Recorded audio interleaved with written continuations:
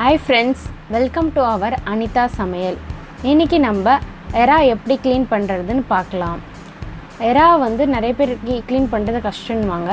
ஆனால் எறாவை வந்து ஈஸியாக நம்ம எப்படி க்ளீன் பண்ணுறதுன்னு பார்க்கலாம்.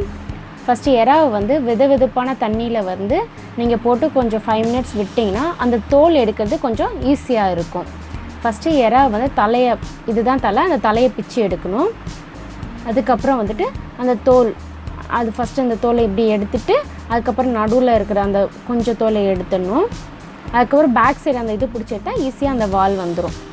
அதுக்கப்புறம் அந்த உள்ளே இருக்க அந்த குடலை எடுக்கணும். நிறைய பேர் இந்த குடல் வந்து என்ன பண்ணுறாங்க, போட்டுட்டு அப்படியே சமையல் செய்வாங்க.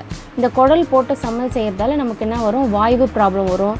நிறைய பேருக்கு குழந்தைங்களுக்குலாம் வயிறு வலி வரும் அப்படின்னு சொல்லுவாங்க, சூடுன்னு சொல்லுவாங்க. ஸோ நம்ம இதை எடுத்துகிட்டு சமையல் செஞ்சால் அந்த ப்ராப்ளம்லாம் வராது.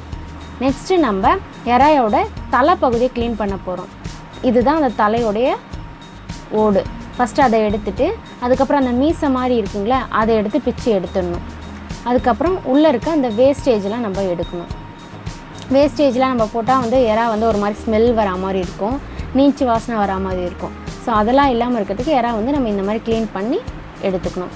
எறாவை நிறைய பேர் வேஸ்ட் பண்ணிருவாங்க. ஆனால் நான் இந்த எறாவை வச்சு ஒரு குழம்பு செய்ய போகிறேன். அதை நெக்ஸ்ட்டு வீடியோவில் போட போகிறேன், வாங்க பார்க்கலாம். அவ்வளோதான், எறாவை க்ளீன் பண்ணியாச்சு. இந்த வீடியோ உங்களுக்கு பிடிச்சிருந்துன்னா லைக் பண்ணுங்கள். எங்களுடைய வீடியோஸ் கண்டினியூஸாக பார்க்குறதுக்கு எங்கள் சேனலை சப்ஸ்கிரைப் பண்ணுங்கள்.